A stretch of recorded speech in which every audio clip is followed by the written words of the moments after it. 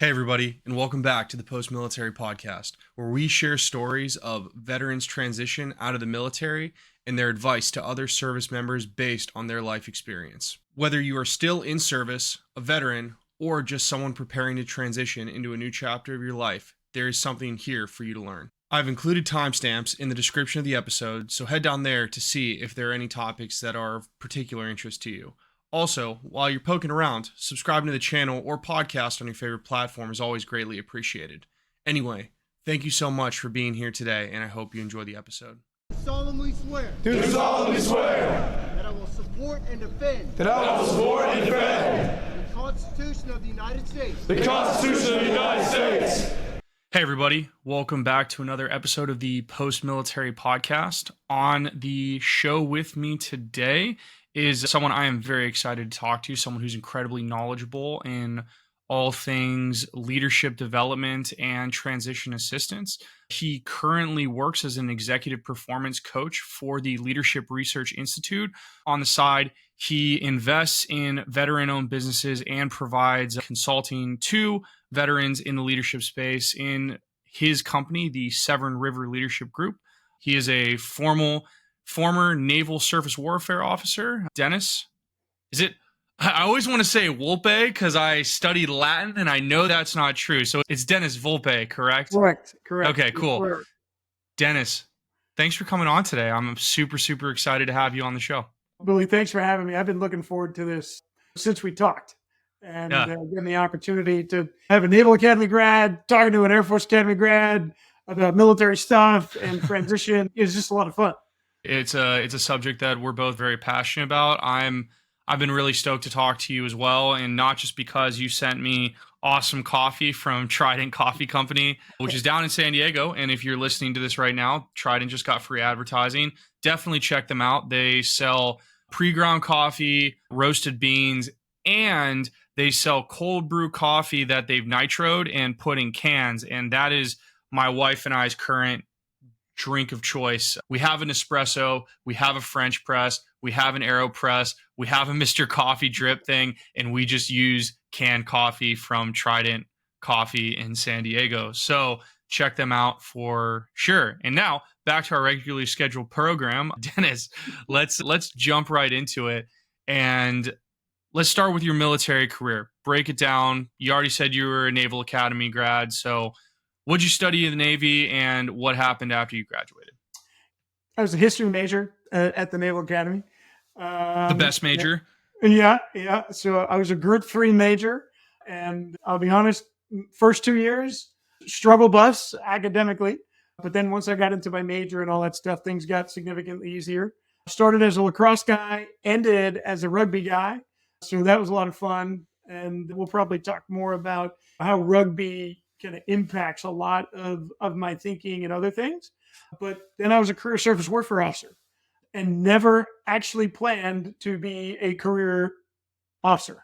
My plan was the standard one. You do your minimum service obligation and then get out and do other things. And really wanted to get into federal law enforcement.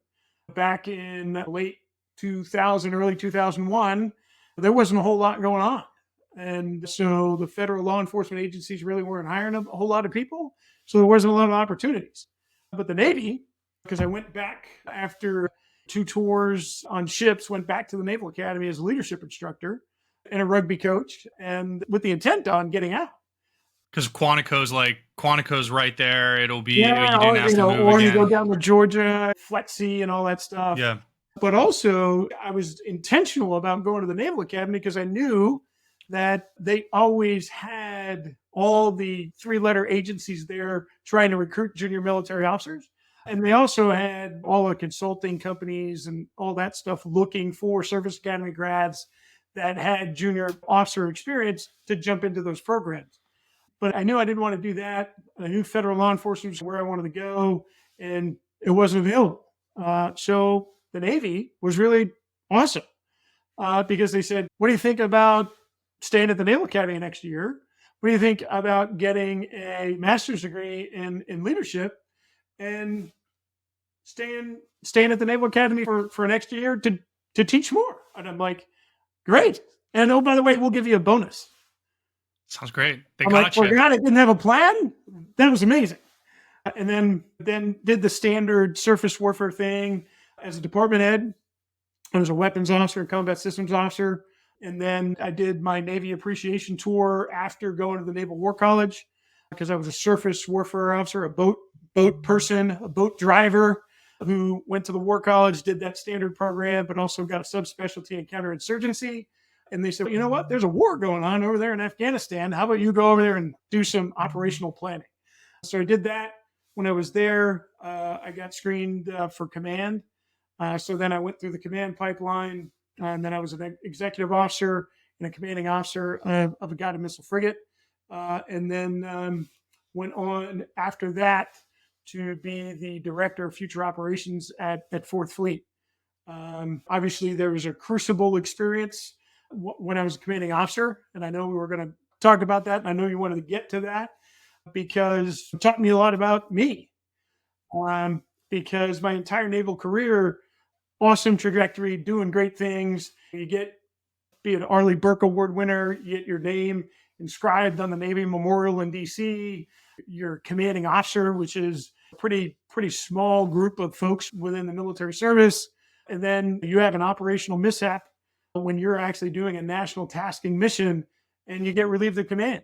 And you got to figure out who you are, what matters to you, and what you want to do about it.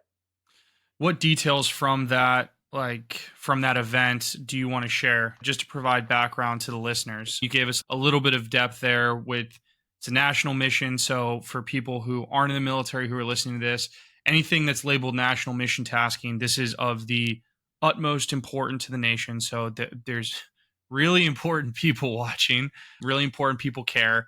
You were the commanding officer. So for people who aren't in the military, everything just falls on your shoulders in terms of mishaps. Like whether you were involved, you could have been asleep. And if something went wrong, it's like, hey, bud, you didn't set systems in place to prevent that from happening. So what went down specifically for you? And then let's talk about the aftermath after that. Sure. So the mission was we were providing maritime presence for the 2014 Sochi Olympics. So we were off the coast of Sochi, Russia. And I like to say close enough that from the bridge wing with your binoculars, you could see the Olympic torch. And we were there providing maritime presence. And we had the checkoff station sail across the Black Sea to get gas and groceries in Samsun, Turkey. And when we were entering port, we ran aground, broke the propeller, and we were deemed non-mission capable during a time of heightened tensions in the region. Mm-hmm. And so we were sitting pierside trying to fix stuff, and obviously investigations happened and everything else. And so I was relieved of command because we failed. We failed at our mission. And as a commanding officer, you are accountable and responsible for all the good things that your crew does. And you're accountable and responsible for all the bad things that happen. And there are lots of things that didn't go right. And as a result, I raised my hand and said, hey, I'm the guy. I'm the one that should be held accountable. And I was, rightly so. Mm-hmm. But what I didn't see happen, Billy, was for the next almost 2 years, I was in some sort of like legal limbo in terms of my status in the military. So you go from being this person that was on a pretty good career trajectory to somebody that, you know what, the organization wasn't really fond of anymore. What was that like for you? I know for me, at the very least, going into the academy, my entire adult life and your entire adult life up until that point was very much so like you're Navy 100% of the time, all of the time. And it's very easy for you to be very emotionally, mentally tied to that part of your identity. And so what was that like for you to have that extreme upward trajectory and then just have that moment of catastrophe that just bumps you into a completely different path? Yeah, I think the word is probably devastating, because you're 100% correct. Right? And you and I talked about this. I spent 3 days of my adult life, from between graduating high school to going to the Naval Academy. And then you fast forward to that point in time, and the military was what I knew. Being a military officer is what I knew. I knew me as me, the naval officer. I didn't know me as me. And that's the self awareness, that's the reflection that had to happen.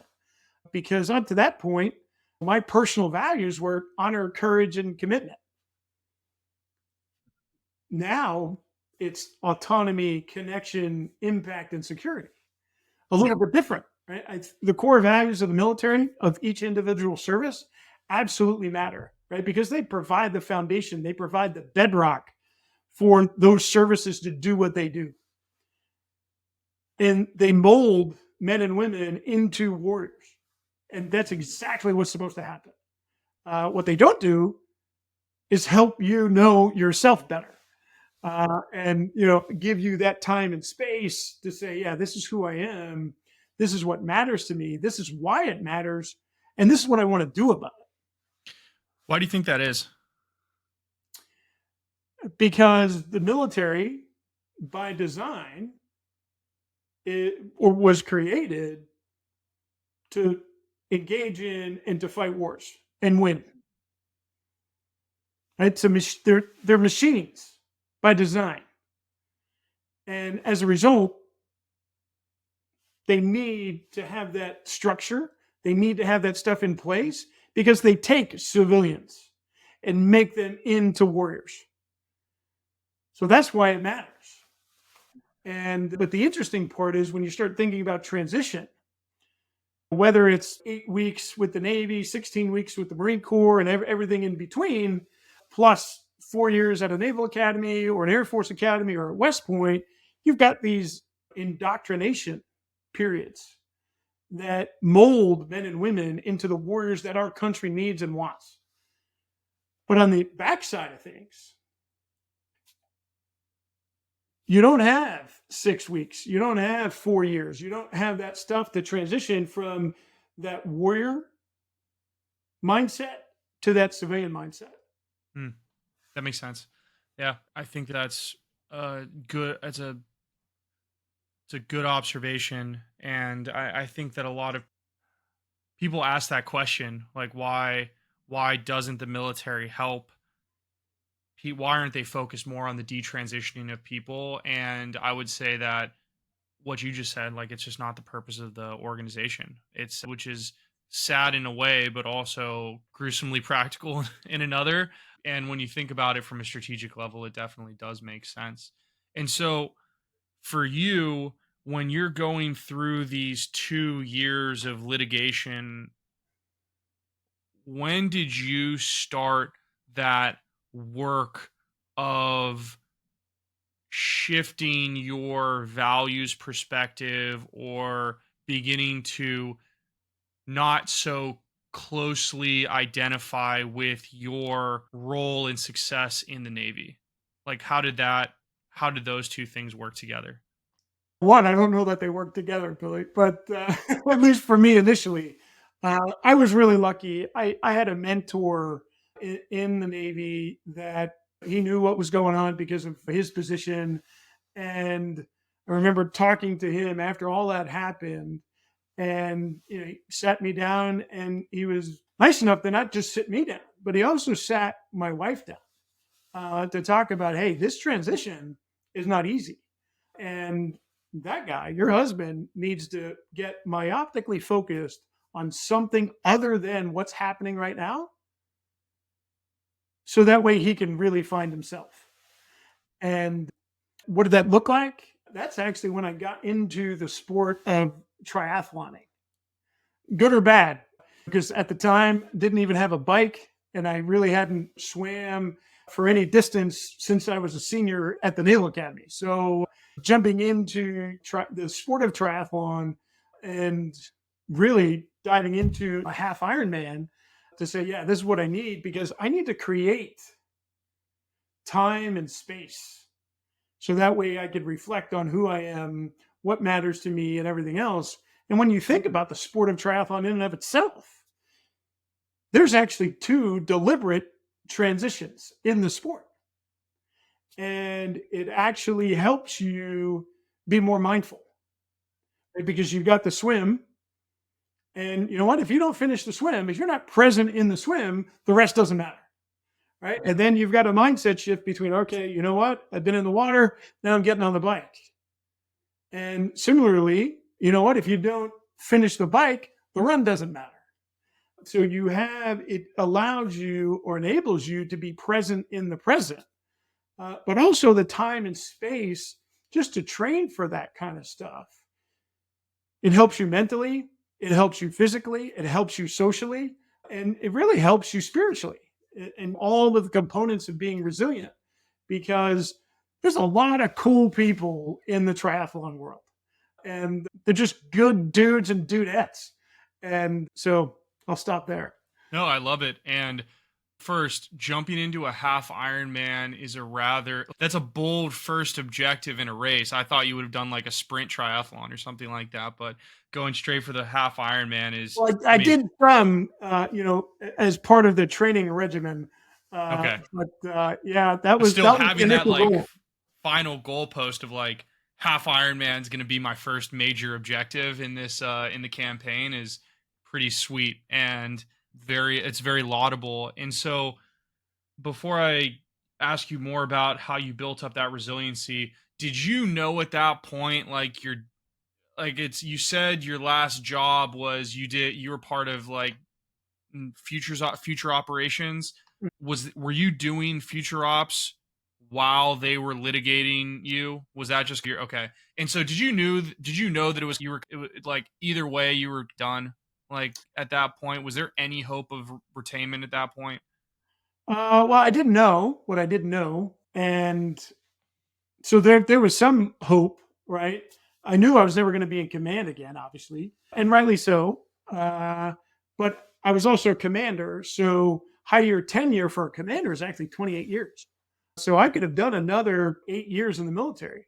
When you have been in command, whether that's in the military or in the civilian sector, right? When you've been the boss, you want to be the boss again. So knowing that you didn't have the opportunity to be the boss again, and you didn't want to spend 8 years being a PowerPoint ranger, you wanted to do something different. Yeah. Okay. And so then how did you get over the fear of leaving the military? And the reason why I asked that is you were in much longer than me. So I know for a fact you've met at least one of these people, and that person is someone who complains a lot about how they hate the military and how the military is the worst and it's always an inconvenience. And they've also been in for 19 years. And you think to yourself, well, why haven't you left yet? And then if you dig into it, it's just like the military is the safe option. So they would rather just complain than do something about it. And I think on one hand, that person does not have the courage or the initiative to go and find the thing that would make them happy. But on the other hand, I've definitely understand how nice and safe of an option the military is, especially when all you've known is the military. And so for you, even though this horrible thing had happened and you are at risk of becoming a PowerPoint ranger, which is always going to be a funny term. I always think that's like a great militarism. Even though all of that was in front of you, there's still a real scenario in which you stay in for 8 more years because you don't want to explore the scary world outside. And so how did you build yourself up to have the courage to step out on your own in spite of that possible fear? One of the things that was absolutely an empowering experience, I went through a transition program called Operation New Uniform down in Jacksonville, Florida, and super helpful. What was the most helpful part of it was an exercise that I recommend for every transitioning military man or woman. They call it an ACEs exercise, where you would actually think about who are your ACEs, who are the people that always answer your call any time of the day or night to give you the insight that you're looking for, the perspective that you need, and the accountability that needs to be in your life. Right? Who are those 5 people? And then asking those 5 who their 5 are. And then you have 25 conversations about, hey, what do you do? Why do you do it? And you get to talk to some amazing people, right? From canine police officers to craft brewery owners to CrossFit gym owners to IBM executives to you name it. And the awesome part of it is because they're like one layer removed from what I call your quick reaction force. They're already vetted. They're already good dudes and dudettes. So you're going to get the information that's going to help you make decisions. And that was super helpful for me. It gave me some of the courage. Most of the courage, Billy, it didn't come from me.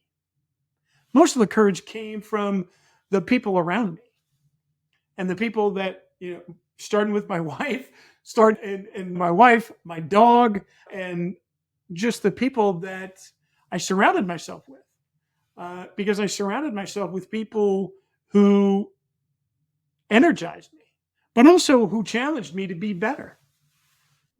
And that's one of the big lessons learned for me is being intentional about the people you surround yourself with. Because if you're going to surround yourself with people who are going to challenge you to be better, you're by default, by design, you're going to get better. When I talk to people about transitioning out of the military, one of the core pillars that I always encourage them to foster in preparation for their transition is a strong community. And within that concept of community, mentors are a key aspect of that because you really do need those guides around you to have your, like you said, quick reaction force, which I love the analogy there, to be able to help pick you up and provide guidance and support when you need it, because during your transition you're going to hit a lot of walls and a lot of like bumps that you weren't Yeah. expecting, and you're going to need to be able to adjust, and it's much easier to adjust when you have people to support you. So I love that so much. For And you, good. when you were, do you have something else you wanted to add to Now, I was that? going to say one of the other programs that I went through that was also super helpful was the Tuck Next Step program at Dartmouth. And that was a couple of years after I'd been retired. But the interesting part of that program is that it connects military veterans with current or former Olympians and elite athletes. And I think one of the reasons they do it is because, one, that networking piece, two, the identity piece, right? Because elite and Olympic athletes have the same identity problem that military men and women have. But I think one of the other big reasons they get them together is if you think back to your military experience, failure is never an option. Never, ever. Mission first, sailors, airmen, Marines, Coast Guardsmen, soldiers, always. But when you start talking to an Olympic athlete, they're like, yeah, I fail every day. Right? Failure is part of the process. So you have this interesting dichotomy of, on one side, you have all these men and women that they never really failed because they couldn't. And then you have another set of amazing people that failed all the time so they could succeed.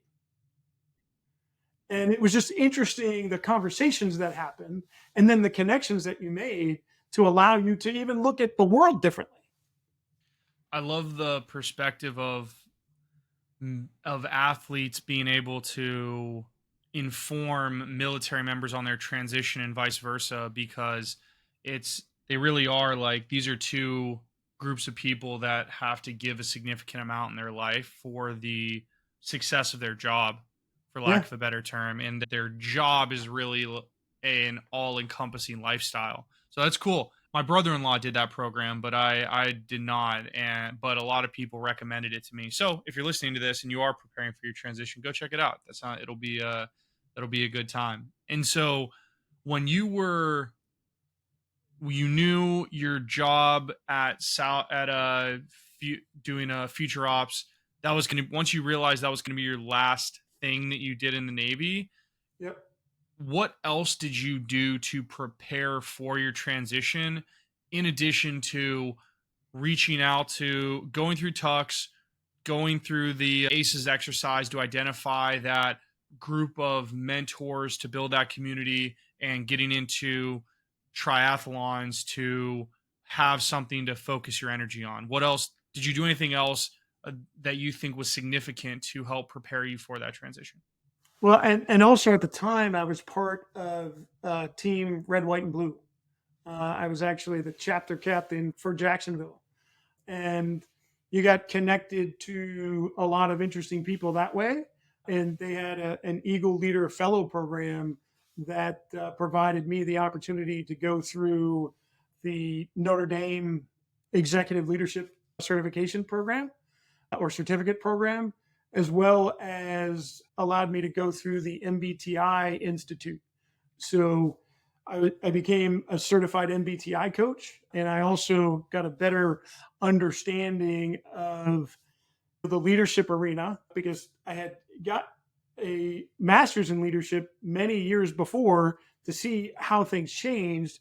And the other thing I did is I went through the American Corporate Partners Veteran Mentor Program as a protege. And I thought I wanted to go into the corporate leadership development area, the L&D world. So they teamed me up with a director of leadership development in the corporate arena. And we met once a month for a year. And we are still connected today and talk about career and life transition today. So that was something I did intentionally.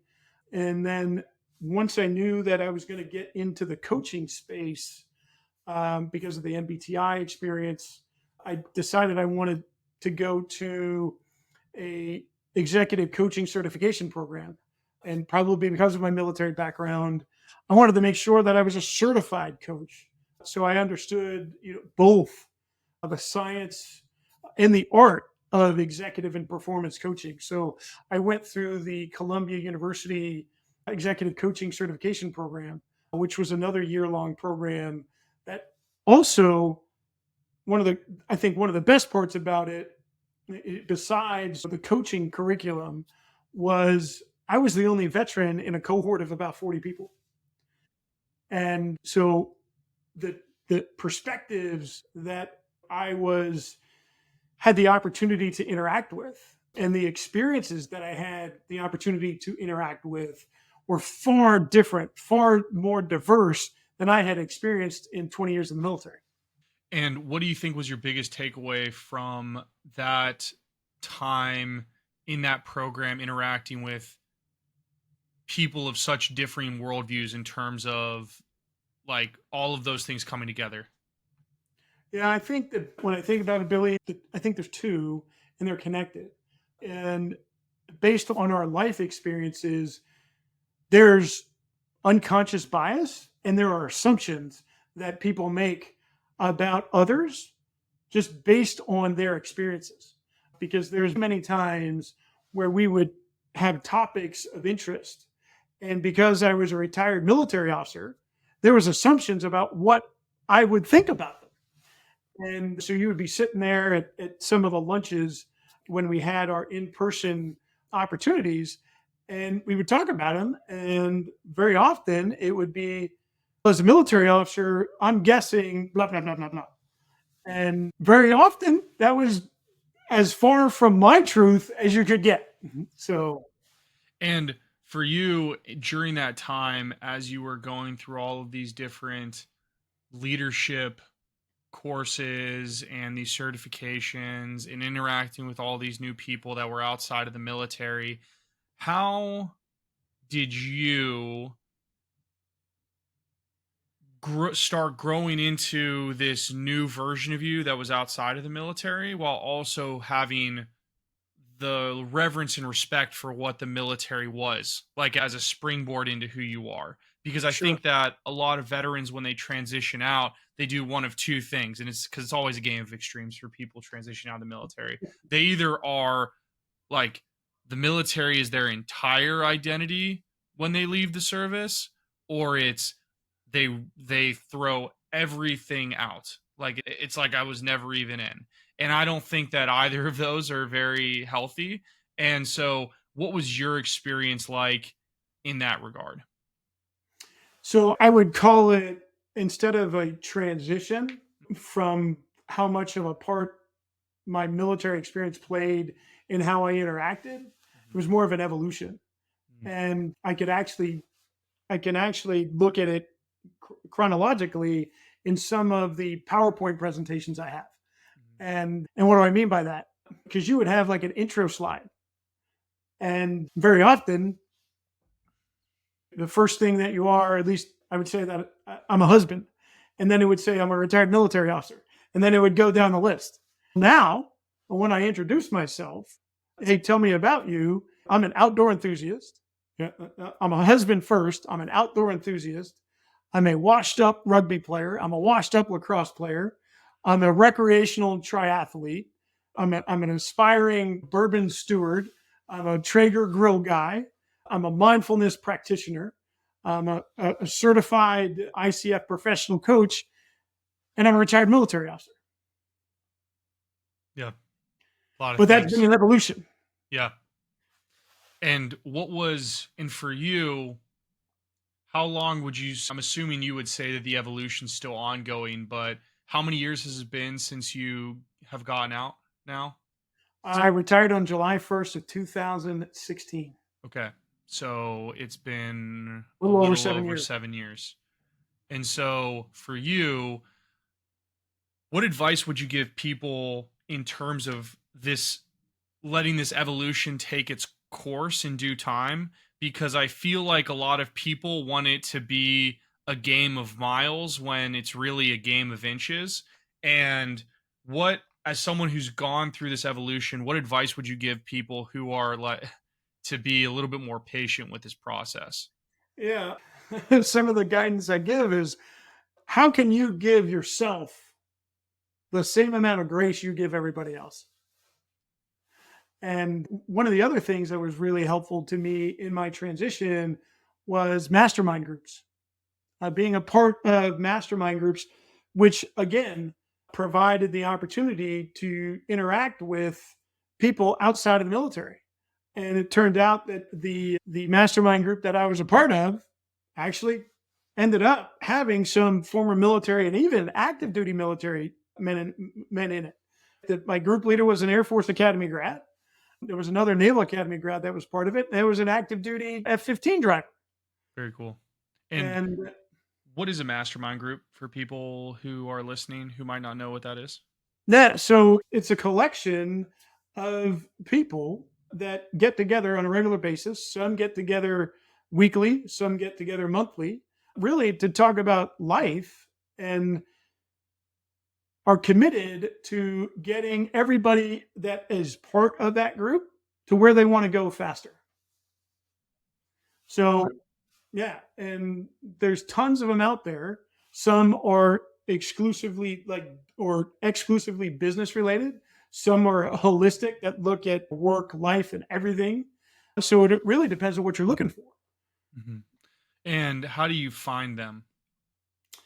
You can literally just Google mastermind groups and find them, and I don't know that I can guarantee this, but I think if you reach out to let the people in your close network know that you're interested in a mastermind group, so that way you can gain the insight, the perspective, and accountability that you want, I'll bet you that they either know of one or they know somebody that's part of one. Gotcha. And so would you say that building that group of mentors is the most important thing that someone can do when they're transitioning out of the military? So I think building your network, and your network actually includes other people besides mentors. I think, in my experience and the experience of others, because I've had the opportunity to work with transitioning veterans, with American Corporate Partners, with Camp Southern Ground, and a couple other organizations. You talked about the difference between a game of miles versus a game of inches. The first place you start is your quick reaction force. Those 5 or 10 people that always have your back. And you got to let them know that they're part of it. right? You need to let them know that they're part of your quick reaction force and what your expectations are. And you'll be surprised because people will be like, yeah, I'm all in for that. And then there's an openness and kind of a vulnerability piece to that. Because what are quick reaction forces? What do they do? For those people not in the military, when you are in an operational environment, there's always a quick reaction force that is set for when things go sideways. And those men and women come to provide the support that you need. On ships, we had two different kind of quick reaction forces. One was for fires, like damage control, and then one was for anti-terrorism force protection reasons. So everybody that I know understands the concept of QRFs, quick reaction forces. But you talked about mentors. We absolutely need them. But we also need sponsors, right? And the difference between mentors and sponsors is mentors show us the way, right? Because we have similar values, similar expectations, similar priorities. And the big difference between a mentor and a sponsor is that a sponsor not only is a mentor, right? They show us the way, but they also have the ability to clear the way for us and provide opportunities that we may not see. Those are the ones that are going to be behind closed doors talking to other people on our behalf to provide us the opportunities that we may want and may not even realize that we want. So you've got mentors and sponsors who are part of that network. And then you got what? Energizers. Those people that you know that when you interact with them, you are going to come out of it and you're going to be better from it, right? You're going to be more energized. You're going to be more focused and all that stuff.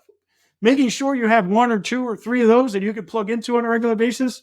Because like you said, transition, whether it's from the military, whether it's career, whether it's life, there's going to be bumps, there's going to be roadblocks, there's going to be obstacles, there's going to be challenges. And sometimes, you know what?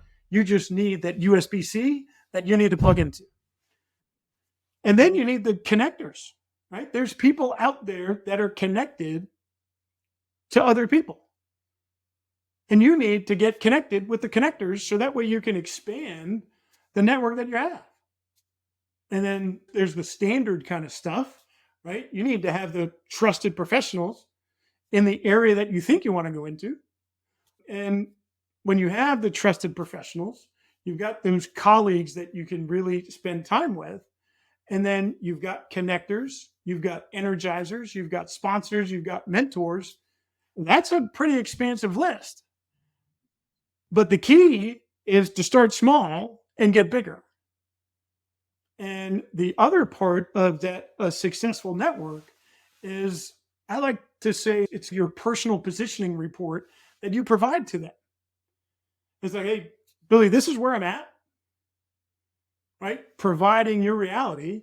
This is where I want to go, or this is where I think I want to go. And this is why I think I want to get there. And this is kind of how I'm doing, which is the vulnerability part, right? I need the atmospherics. You know, it's kind of windy out here. The seas are rough. This is what's going on. And then finally, making yourself easy to help. What are your support requirements right now? What can that person do for you? Make yourself easy to help, because very often, particularly in the veteran space, people are always willing to help. I've never had an instance when a veteran would not provide the support I was looking for. And the key is making yourself easy to help by being specific on what your support requirements are. And then something really simple.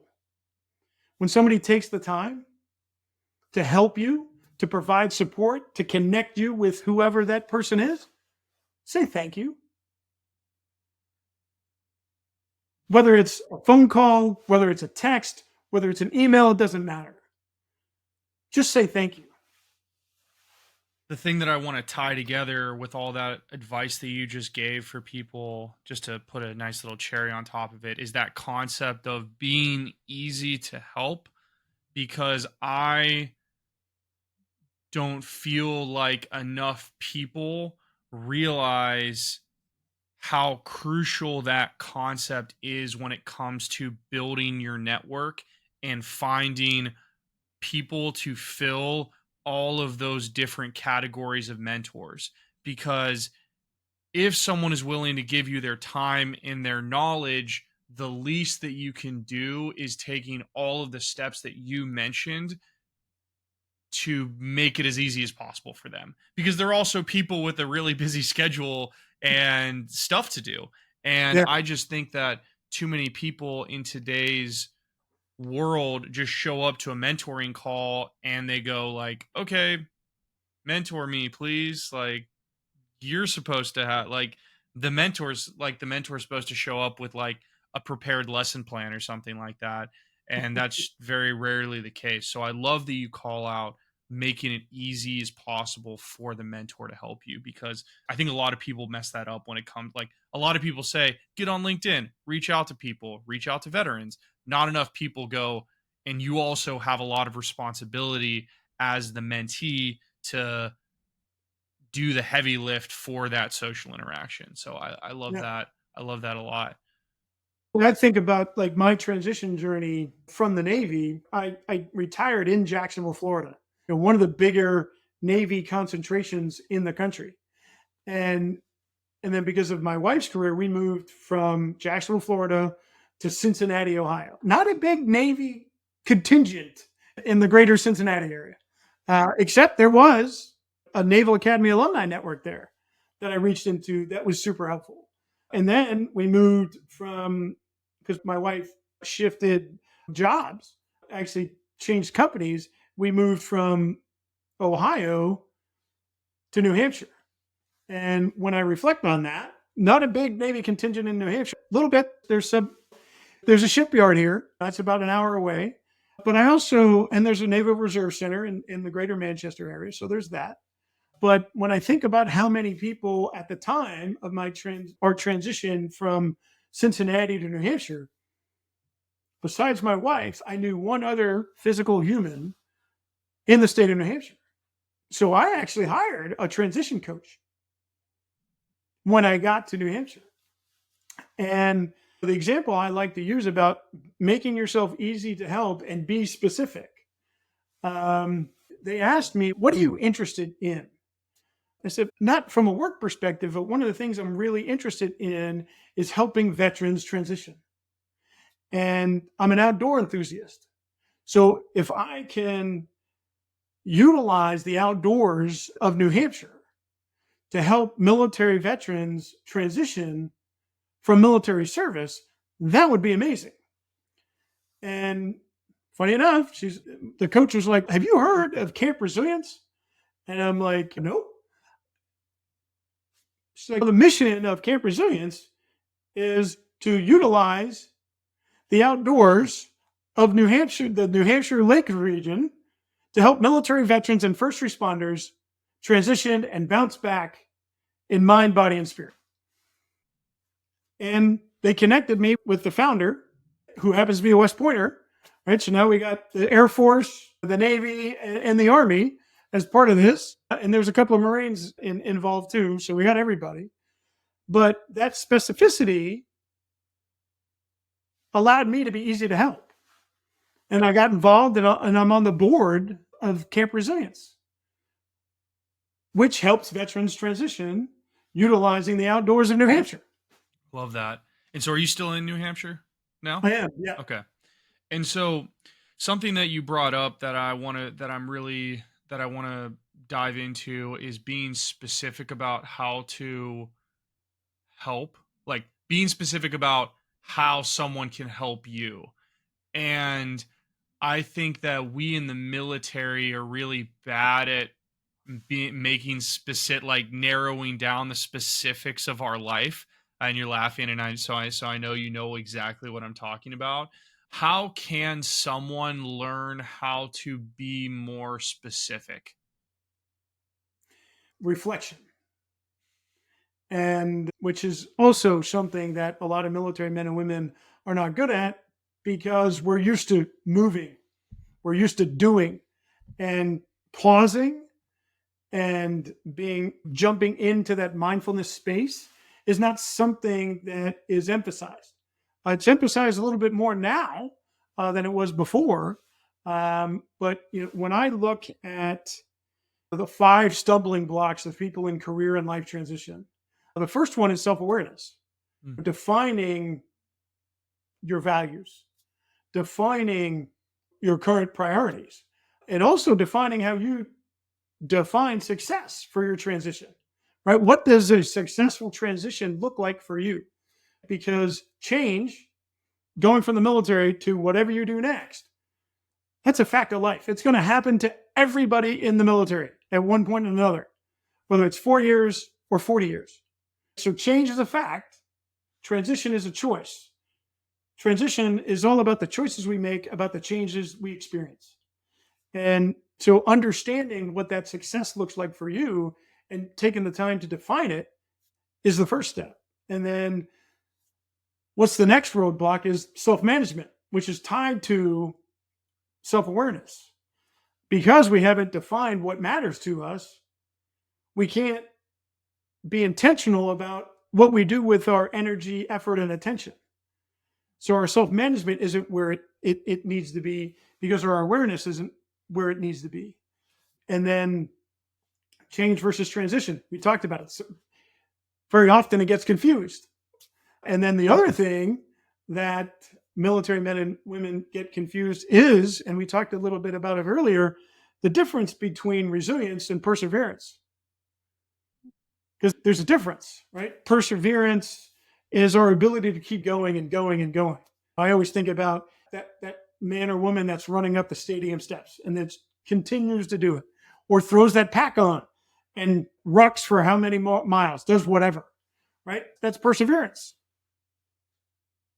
Resilience is, I like to call it perseverance with emotional intelligence, right? It's having the understanding or having the awareness of when your perseverance, your commitment, your endurance is no longer serving you in a positive way, right? When your grit hits the fan. And then you're not changing your why, but changing your how. So resilience is the ability to lean into adversity, lean into those obstacles, lean into those challenges, and come out better on the other side. It's not about bouncing back, it's about bouncing forward. So knowing when to pivot to do different things. And finally, the last one is a fear, an innate fear to ask for support. Because we don't want to admit that we can't do it by ourselves. And the interesting part of that is you're coming out of the military, which is a team sport. And none of the things that we could do, or none of the things that we did on our own. Yet we're trying to do this transition thing by ourselves. Yeah, it's the last one is really interesting. And I just think that in the military, we get really good at minimizing individual sacrifice for the good of the team. Or you always know someone in the military who got tuned up worse than you. And so you don't want to sound like you're trying to emphasize your struggle when there's a guy in Afghanistan who got his legs blown off from an IED. And it's like, why would you talk about your sadness when you know about the guy who has no legs anymore? So I think it's some combination of those two things where we're always team focused, not us focused. So you don't want to detract from the team by bringing up your problems, or you don't want to sound like you're making it about you by talking about your struggle, especially when you perceive your struggle to be less than someone else's struggle, which I think both are and end up being weaponized against us when we leave the service, regardless of how noble those thoughts might be while you're serving. But in regards to the other 4 things that you talked about, I think that those are all amazing. And I think that those are things that if people paid attention to them more, they would be much more, they would be much more successful in their transition for sure. And there's a lot of places I want to take our conversation based off of those points that you said. The first one, though, is the self-awareness and self-management.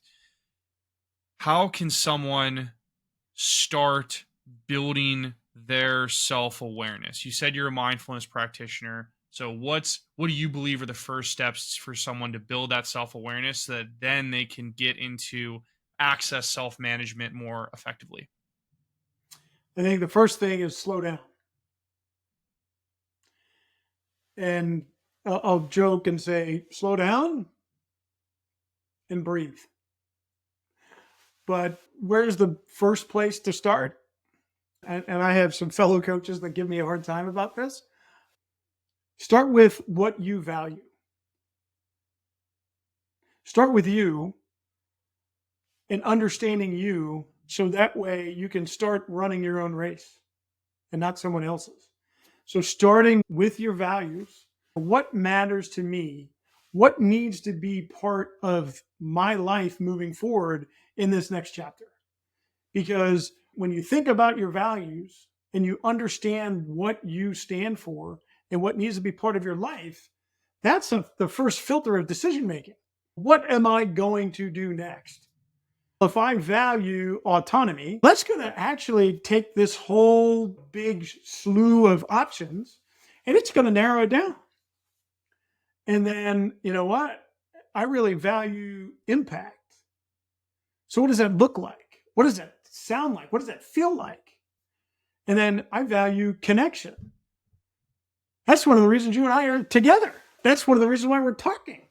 And then I value security, not only physical security, emotional security, and financial security.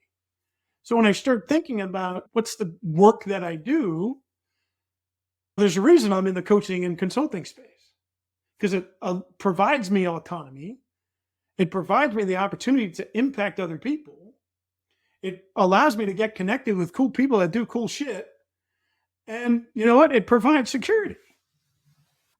And that's one of the things the Leadership Research Institute provides, right? It provides me the autonomy to work with the leaders and teams that I want to work with, the leaders and teams that I resonate with, and that I could really impact and get connected to.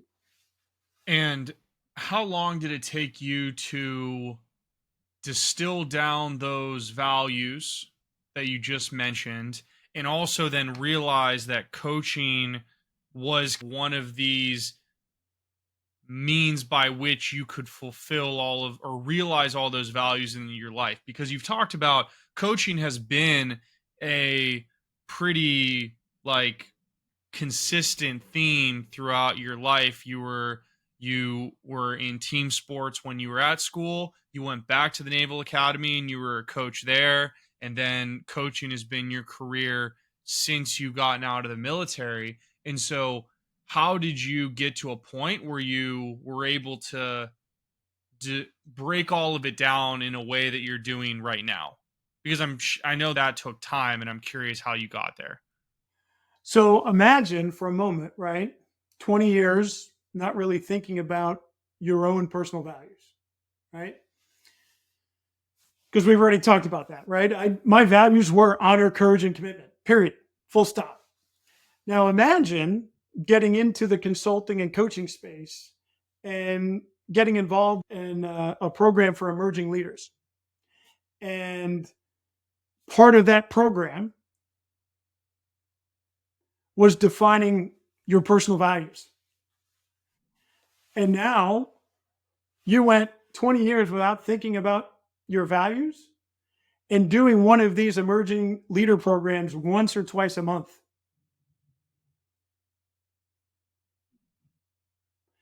And talking to these emerging leaders, 5 people at a time, where you take a bunch of cards, right? You do a card sort of different values. These are the most important. These are the least important to me. These are are important to me. These are the most important to me. And the 3 to 5 most important ones to me are these. This is how I define them. And this is how I see them working in my life. These are the challenges. These are the obstacles. And doing that once or twice a month for like 4 years. Yeah, you'll get pretty good at it. That's You get pretty good at it. Yeah. The first time you do it, you're like, ooh, Yeah. okay. I knew at the outset that like independence and autonomy was something that I needed, Probably because I didn't have it for a really long time. And being my own person mattered to me. Doing the work that I wanted to do mattered to me. Doing the work that I wanted to do on my own terms, so that way I could support my wife's career, mattered to me. Mm. And that's why autonomy is number one. I love that you were able to not only distill down your personal values, but then also find a role that plugged into those values so well. And I think that the thing that people get caught up on a lot is they assume that the job should give them the values, when the reverse needs to happen. You need to distill your personal values, then find a job that underpins those. And I think that so many people in the military struggle with that because our job and our lifestyle come with values built in, like you Yeah. said. And so you don't have to think about that.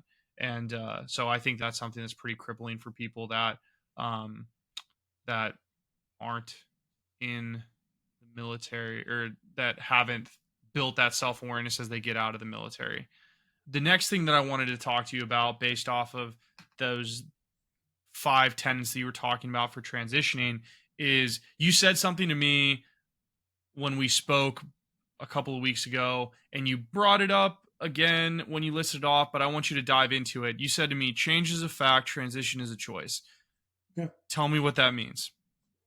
So I think we've highlighted and I think COVID, the pandemic, kind of provided a really good example of what change looks like, right? What change feels like, and the impact that change can have, and how we transition from that to a post-pandemic life is all about the choices that we make. And when you were just talking, one of the things that I was thinking about, you talked about things that are crippling for transitioning military veterans. And one of the things is finding purpose, or not having purpose is crippling. And when I get the opportunity to talk about, hey, what makes sense for you next? What does purposeful work look like for you? Values is a part of it, right? And you highlighted why. The next piece is, what are you good at? Like, what are your strengths? And I'm a certified strengths coach, right? I'm a Gallup certified strengths coach. So, I spend time in that strengths space. So knowing what you value, knowing what you're really good at, what your areas of genius are, and then to your point earlier, what energizes you? What do you really enjoy doing? Probably is related to what your strengths are. But also, what are you passionate about? And what are the problems that matter to you that you want to be part of the solution for? And then who do you want to solve them with? So if you can answer those 5 kind of big questions, what do I value? What are my strengths? What energizes me? What am I passionate about? And what problems do I want to solve? And what's the team that I want to solve them with? That's going to be your personal, purposeful work equation. And that'll allow you to transition faster, because you're going to make choices about your values. You're going to make choices about your strengths. You're going to make choices about what energizes you, the problems that you want to solve, and the people you want to solve them with. You've described a lot of work that someone will need to do internally to be able to map out, or at the very least understand what their strengths are, what their internal values are, a lot of different things. How early?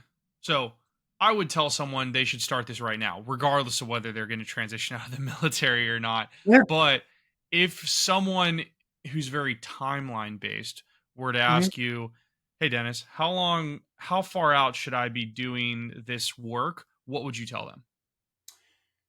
If they're if they're transitioning out of the military, Mhm. somewhere between 12 to 24 months. Ideally, the 24-month point. Okay. I think that's And great. there's organizations out there that'll help with some of this work, Mm. right? The Commit Foundation is out there. If you're on the Spec Ops side of things, the Honor Foundation is out there. Camp Southern Ground is out there with their Warrior Week and Warrior Path programs. So there's tons and tons, Hiring Our Heroes, all of those organizations will help you do that work. I think it's a great timeline. I think that 2 years is like the perfect amount of time for people. I wish, I don't know. I don't know how they can make it so that people have to start doing like taps and all that other stuff 2 years out. I know that they'll never do that, but I wish that more people You I can go wish to that more tap classes many times as you want. I know, but no one does that, and I don't You know know, how you make it. I don't know how you make it a organizational norm for people to go. So that's a whole other subject, honestly. But the last thing that I wanted to talk about, based off of your list, is you brought up resilience, which I love the perseverance with emotional intelligence. I really like that. I've never heard that before, and I think that that's really cool.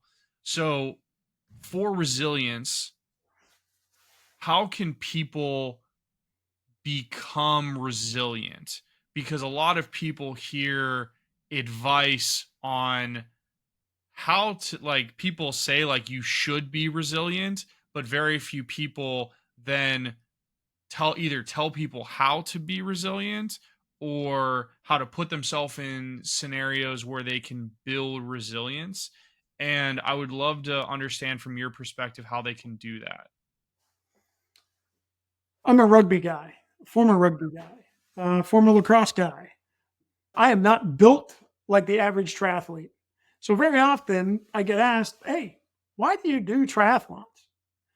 And my response is normally the same. If you want to be able to do hard things in your life, you have to do hard things in your life. You can't hope yourself through a triathlon. You can't hope yourself through a presidential range traverse or an Appalachian Trail hike or whatever it is. So the first part of resilience is a mindset piece, right? You have to have established goals. And there's folks out there that are like, you know what, goals, blah, blah, blah, blah, blah. And you know what? They may be right for them. But if you want to be the most resilient version of you, you need to understand who you are, right? It requires self awareness. You have to have a defined definition of success for you. And then you have to have goals or mile markers that are going to get you there. So, but you also have to commit yourself to those goals, to that definition of success. So there's a mental toughness part of resilience. There's a grit part of resilience.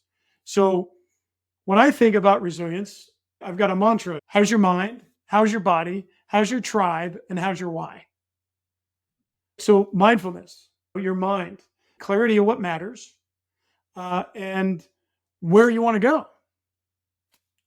And how do you get or create that clarity on a recurring basis? That's why I'm a mindfulness practitioner. That's how you gain clarity.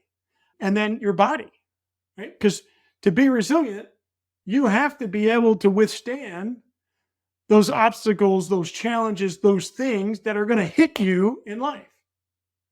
So physical wellness is part of the resilience equation.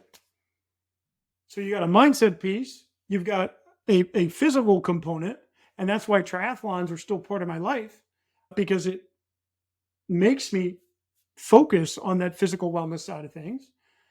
And then your tribe, right? The people you surround yourself with. If you surround yourself with resilient people, you're going to, by design, by proximity, become more resilient, right? If you hang out with a bunch of people that are negative all the time, the likelihood of you being a resilient person is going to be harder. But if you're hanging out with, spending time with, interacting with, being connected with people who are optimistic, who are goal oriented, and want to get stuff done, you're going to be more resilient. And then there's that mental toughness piece, there's that grit piece, there's that purpose piece, there's that why piece. So, how do you become more resilient? You pay attention to your mind, you pay attention to your body, you pay attention to your tribe, and you pay attention to your why. Okay. And one, you talk about doing hard things, you talk about you've already said you're an outdoor practitioner, you do triathlons, and you played rugby, you played lacrosse. And so something you said at the beginning of this conversation is that rugby's impacted a significant amount of your thinking. And so I would like to dive into that and just talk about that those physical aspects of your life and what they've really done for you, and like why you think that people should also engage in them. So the interesting part of the rugby experience is actually more of a mental part. And what do I mean by that? At least part of the Navy rugby experience, when you are going to go into contact, right? When you are literally going to crash into another human on a rugby pitch, there are two words that you're going to hear, either here or here. And those two simple words are with you, with you, with you, with you. And you know when you hear those words that you've got another person that is actually going to go into contact with you.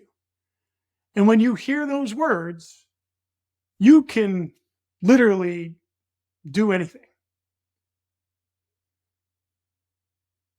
That's how rugby has impacted my psyche and impacted my mindset, because now I've made sure that I have a network of people, I have a QRF of people that are not afraid to say, hey, I got your back. I'm with you on that. And you can conquer the world with, well, with a bunch of rugby players, you can do anything. But at the end of the day, when you surround yourself with people who are supportive of you and where you want to go, you can get anything done. And then going what has the outdoors done for you in terms of your development as a person? And what do you think people should do to engage with that space? So I've always been interested in the outdoors, but because of my military career, I didn't always have the opportunity to do it as much as I do it now. Hmm. 2 years ago, my dog passed away. Very impactful, because he was definitely a wingman. Yeah. He definitely had your back. He probably knows more about me than anybody else on the planet. My dog is under my desk right now. Yeah. So she's hanging out. And so we knew he wasn't doing well. He had a heart murmur. So I said, you know what? The last thing I want this dog to experience is the great outdoors out in Montana and Wyoming. Unfortunately, he didn't last that long, but I had this big plan of, you know what? I want to get to the outdoors so that way I can unplug. Not only can I unplug, but it gives me the chance, the opportunity to reflect. It gives me the opportunity to recharge, and it gives me the opportunity to reconnect with myself and then some other people that actually live out there, that make me a better human. So at first I was like, well, am I going to do it? And I had some friends say, yeah, you're going to do it because you need to do it. So I did that. And then I did it again this year. And I literally go out to Montana and Wyoming because the outdoors just provide that opportunity that to give me the time and space that I need to, like I said, unplug and then recharge and be a better version of myself for it. And I try to get into the outdoors every day at some point, whether it's going for a walk, whether it's spending time in the backyard. Part of my mindfulness routine involves axe throwing. It also involves archery. And it also involves just shooting, going to the rifle range, going to the local outdoor pistol range. Because what do all of those three activities do for me? They take all of this stuff and allow me to get focused on what I'm doing right now. It allows me to be more mindful. Yeah, I've got a Matthews compound bow in that closet right there, so I shoot quite a bit. And it's when you're really focusing on that shot sequence, it's very meditative in the sense that you Yeah. really do have to, like, it's the only thing you can focus on. So I I went through definitely would the echo that.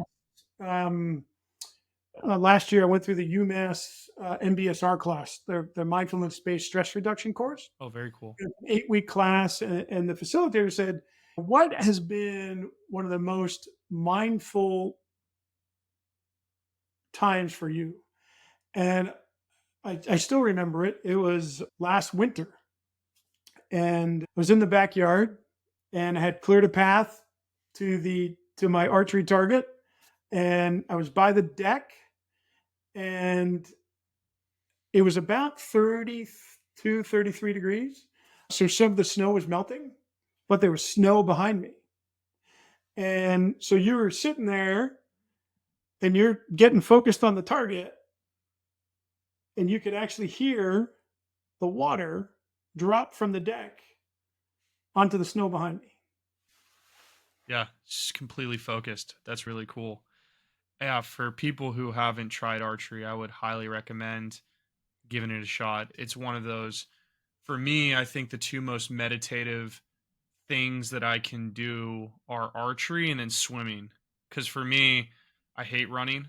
I can't, like, people say like that runner's high where like you can just zone at people, like I can just zone out and I can run. And I can't do that. I don't know if I'll ever be able to do that, but I definitely understand what they're talking about. Because for swimming, just because you have to focus on your stroke, your breathing cycle, for me, it's all I can just go, and it's great. So I think it's awesome that the Air Force guy loves to swim and the Navy guy hates it. oh, that's you have boats and ships for that. So I That's understand right. why you don't like it. You've experienced high speed naval travel, and you don't want to swim in the ocean after that. Like, who would want to do that? It What a sounds horrible. steal. I'm not a diver. Exactly. So Yeah. Yeah. Surface warfare, not that's right. swimming warfare. Surface warfare. So I love that. I think, yeah, for people who are listening to that, getting into these hobbies, getting into these things that can give you the ability to disconnect is such an incredibly important thing in building out your life post military. And it's something that I don't think a lot of people think of. It's not a part of the puzzle that people really think to fill in when they're getting out. So I love that you're bringing it up.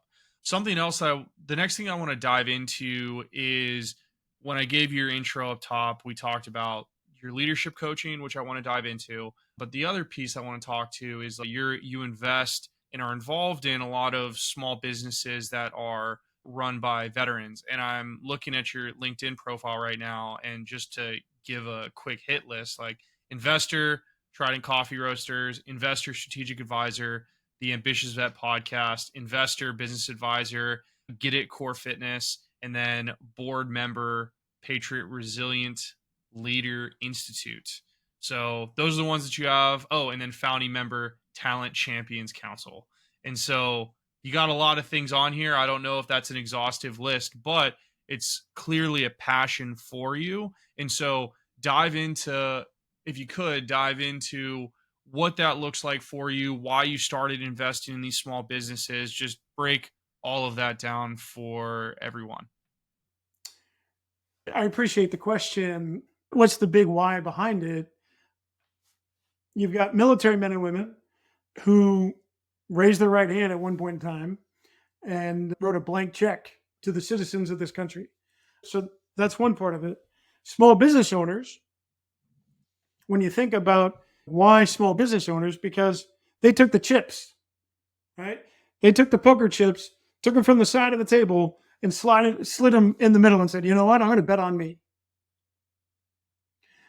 And those are the people who I spend time with, right? The people that are unafraid to bet on themselves, and that they have been committed to something bigger than themselves at some point in time. Mm. And I'm in a chapter of my life where I want to support those individuals and teams. And I want to support them through either investing in them with money, investing in them with coaching, or both. Mm. And I look for opportunities to invest in veteran-owned or veteran-led teams.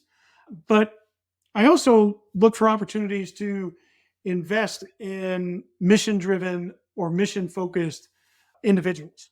And so Very often I bet on the jockey. I don't necessarily bet on the horse, which is both good and bad, probably. There's probably some financial planners that might listen to this and say, we got to talk to that guy. But it's really about supporting others in creating the legacy that they want to create for their life. Mm, And if I have the opportunity to do that, yeah, awesome. I love that. Because that energizes me. And looking for opportunities to do that with other military veterans because we share similar values. We share similar priorities and expectations. And Bill Miller he's a Naval Academy grad, and he started the Academy Fund, which looks to help military veterans in the real estate arena. And the quote he has, why did he create that fund with some other service academy grads, is because money moves at the speed of trust. And when you start thinking about the opportunity to work with men and women who swore to defend the Constitution against all enemies, foreign and domestic, and did those things, you share values. Like I said, you share priorities and expectations. So there's trust happens faster. Yeah. So why do I do it? Ultimately, it's to support others in creating the legacy that they want to create. But it's also being around like-minded people who want to do cool stuff. So it goes back to one of my values in terms of connection. I love Right? that. Who do you want to be connected to? I want to be connected to cool people that do cool shit. Sorry, again. Yeah, no, I love it. It's like I said up front, I love that you've been able to define your personal values and then find ways by which you can realize those personal values through what you decide to invest your time in. And I think that's a very important life lesson, not just for people transitioning out of the military, but for really anyone. And it's really cool. And so, do you invest? Are you an individual investor, or do you invest with like? I guess a better question is: your company, the Severn River Leadership Group? That's Do me and my you, wife, by the way. So, what's up? so yes.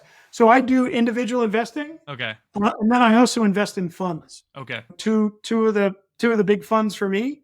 I just got involved with the Veteran Fund, which looks to invest in veteran-led or veteran-owned companies, particularly in the dual-use technology space, that do stuff in the name of national security.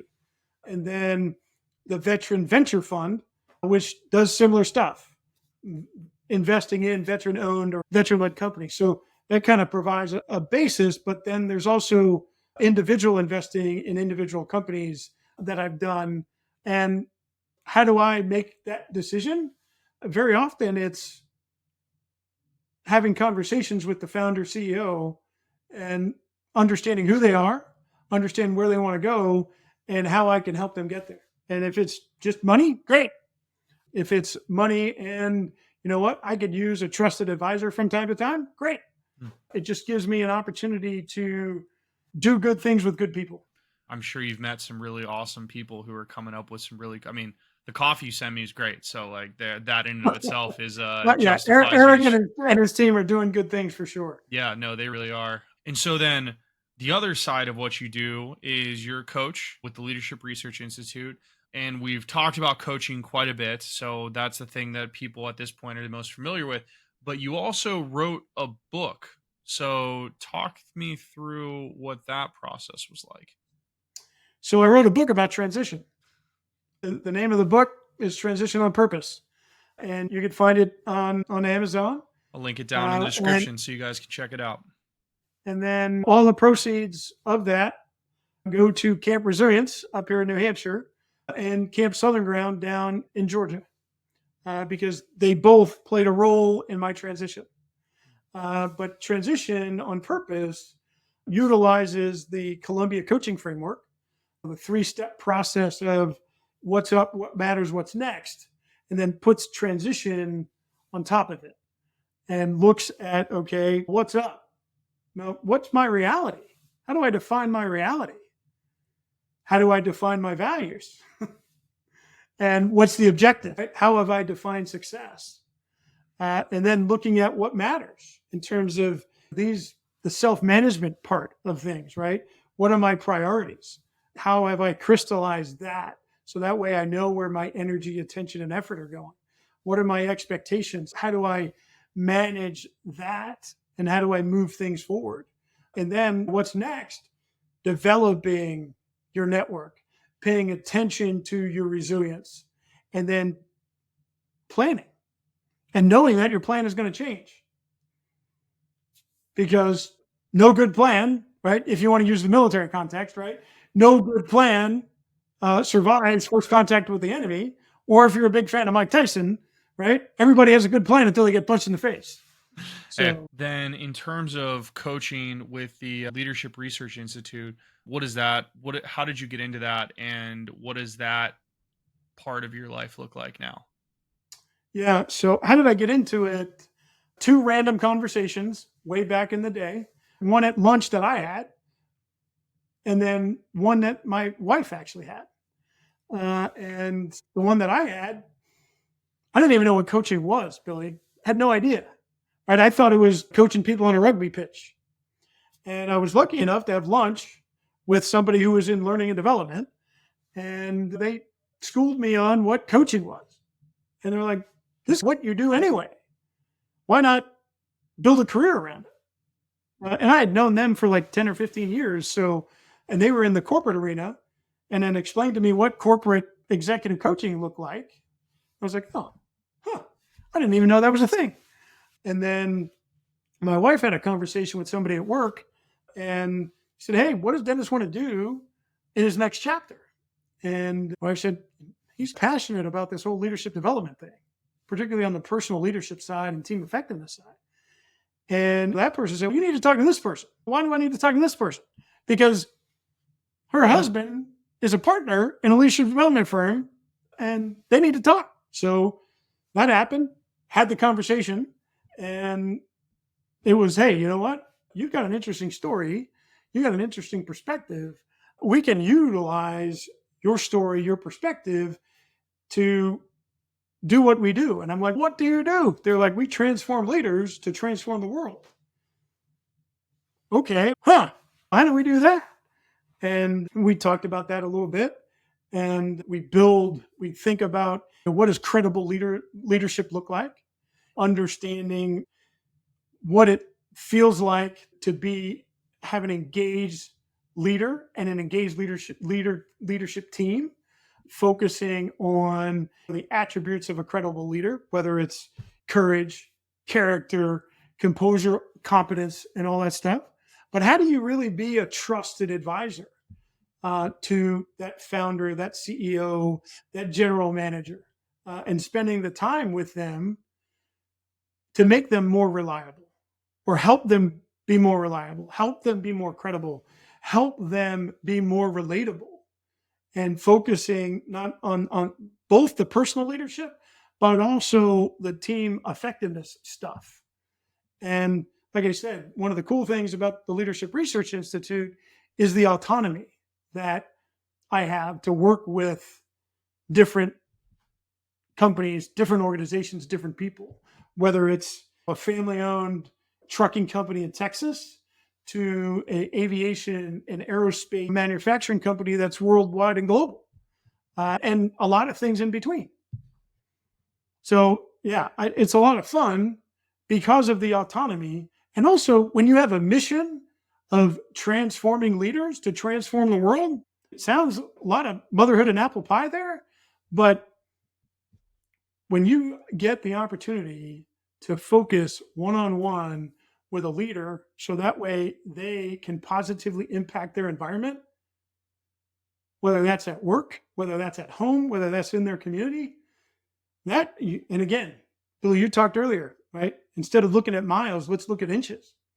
When you can make those incremental changes so that person can positively impact their environment, eventually you're going to have, it's like throwing the rock in the lake, and you watch how things impact other parts of their life, other parts of the organization and everything else. It's amazing. I think about the opportunity I had to work with a general manager, and they got parachuted into a situation where like every metric that they had to deal with was red, right? They had personnel problems, they had equipment problems, everything else. And we just started paying attention to them first and making sure that they were more resilient, making sure that they were more engaged, and then looking at the opportunity to say, okay, what does team effectiveness really look like? And focusing on a framework that looks at not only the leader, the team, and the environment. In a 6-month period of time, we went from all red metrics to all green metrics and like $100 million turnaround in that company. That's what success looks like. And it's not just financial. It's, are they a better leader? Are they impacting their team? Is there the team that was actually working 7 days a week are now working 5 days a week and they get to spend time with their families? That's what transforming leaders and transforming the world looks like.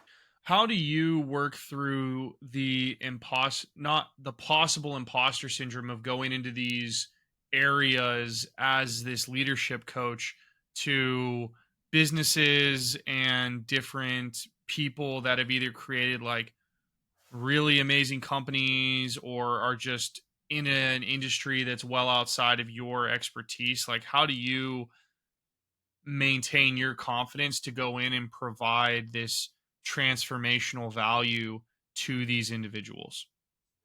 I can tell you it was tough at first. It was really tough. I think about one of my initial engagements. It was with a developing talent program for senior executives. And I wasn't too far removed from the military. And because I was new in the game, I was saying yes to a lot of stuff. Probably saying yes to a lot of stuff I ought not to be saying yes to. And it ended up being like an emotional intelligence workshop. And I was a certified EQ coach, but it was also a EQ workshop for senior executive women. So that was interesting for the military guy who transitioned from the military, became an EQ coach, and is now going to sit in a room with a bunch of senior executive women talking about emotional intelligence. Not that men are less emotionally intelligent than women or anything like that, but to your point, you're like, wait a second, am I the right person for this? Am I well equipped for this? Well, yeah, and I read the book, How to Remarkable Women Lead and all that stuff. But I guess I got it right because I got invited back 5 years in a row. So that was good. But the other piece is knowing what your lane is, right? And what you do. And for a long time, I was like, what? It was like the Office Space moment, right? What is it that you actually do here? And I'd like to say I can be industry agnostic because what I do is I get leaders and teams refocused. I get them refocused on what they said really matters. So that way they can focus or direct their energy, attention, and effort and succeed faster. So I don't have to be a technical expert of what they're doing. You have conversations about what matters to them and what success looks like, and you get them refocused so that way they direct their energy towards, hey, we said that this is what matters. Okay. Are you actually paying attention to that? Let's take a look at the metrics. Let's take a look at what you're spending your time on, what you're paying attention to, and all that stuff. It's really fun to talk to someone who is so passionate about what they do. It's just like, it's that energizer thing that you're talking about. I just love, one of the reasons why I love this podcast is to be able to talk to people who are just really gassed up on their profession, because it just makes me feel all warm and fuzzy on the inside. So but Billy, I've learned a lot too, right? Because when you first start in the consulting and coaching space, you say yes to everything. You say yes to every client, you say yes to whatever, and you realize over time that you do have an ideal avatar that you want to spend time with. And you're also not the ideal coach for everybody. Because some people have said one of your superpowers is unfiltered accountability. And There's some people that don't like unfiltered accountability. So I'm not the ideal coach for everybody, and I know that. But I think one of the if you look at coaches, the whole expanse of coaches, I think one of the best indicators of a really good coach is that they're connected to a bunch of other good coaches. And they know when they're not the ideal coach, and they could give you a recommendation for an awesome coach. And I've been blessed to be connected to a whole host of amazing coaches. That's really cool. Yeah, I love that what you're saying about knowing, staying in your lane and being able to know when to say no.